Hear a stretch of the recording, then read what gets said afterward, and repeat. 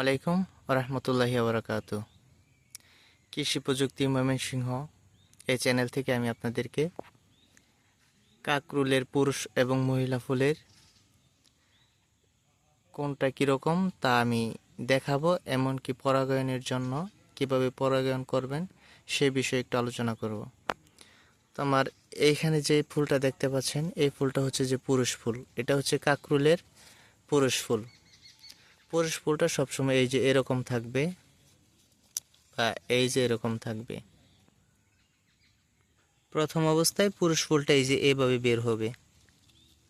এটা হচ্ছে একটি পুরুষ ফুল, তো এভাবে বের হবে। এইগুলো হচ্ছে যে পুরুষ ফুল গাছ।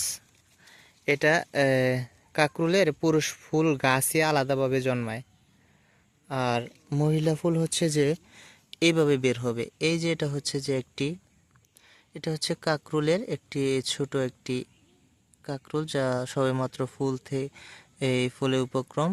তো এইগুলাতে আমরা পরাগায়ন করব।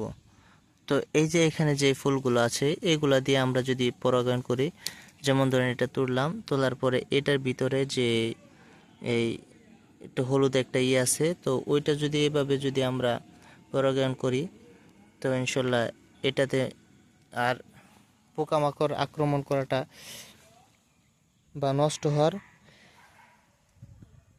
হওয়ার দিকটা কম থাকবে।